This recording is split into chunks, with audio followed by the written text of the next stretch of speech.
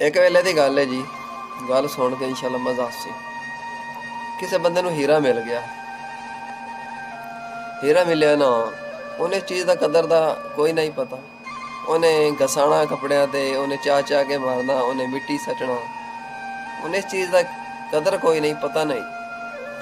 ਅੱਛਾ, ਕੋਈ ਬੰਦਾ ਸਮਝਦਾਰ ਗੁਜ਼ਰਿਆ, ਉਹਨੇ ਉਹਨੂੰ ਆਖਿਆ ਭਾਈ ਹੀਰਾ ਦੇਣੇ, ਇਹ ਮੇਰੇ ਕੋਲ ਕੋਡੀ ਲੈ ਲੈ, ਹੀਰਾ ਦੇ ਦੇ। ਉਸ ਵਕਤ ਕੋਡੀਆਂ ਹੀ ਜਲਦੀ ਹੁੰਦੀਆਂ। ਉਹਨੂੰ ਇਸ ਚੀਜ਼ ਦਾ ਨਹੀਂ ਪਤਾ, ਉਹਨੇ ਹੀਰਾ ਦੇ ਛੱਡਿਆ। ਜਦੋਂ ਹੀਰਾ ਉਹ ਲੈ ਗਿਆ, ਉਹਨੂੰ ਸਾਫ਼ ਕਰਨ ਲੱਗਾ ਤੇ ਹੀਰਾ ਟੁੱਟ ਗਿਆ। ਉਹਨੇ ਕਿਹਾ ਹੀਰਿਆ, ਤੈਨੂੰ ਉਹ ਬੰਦਾ ਚਾਹ ਚਾਹ ਕੇ ਮਾਰਦਾ ਏ, ਥੱਲੇ ਸੱਟਦਾ ਏ, ਘਸਾਉਂਦਾ ਏ, ਬੜਾ ਕੁਝ ਕਰਦਾ ਏ, ਤੇ ਤੂੰ ਨਹੀਂ ਟੁੱਟਿਆ।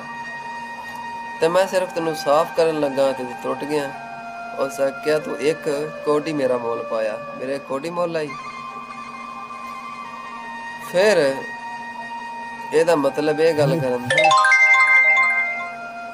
ਗੱਲ ਕਰਨ ਦਾ ਕਿ ਕੋਈ ਅੜਮੁੱਲੇ ਯਾਰ ਜਿਹੜੇ ਅੱਲਾ ਦਿੱਤੇ ਹੁੰਦੇ ਨੇ, ਉਹਨਾਂ ਦਾ ਕੋਡੀ ਮੁੱਲ ਨਹੀਂ ਪਾਣਾ। ਇੱਕ ਹੀਰੇ ਵਾਂਗੂ ਕੜਕ ਕਰਕੇ ਟੁੱਟ ਜਾਣਾ। ਜਜ਼ਾਕ ਅੱਲਾ।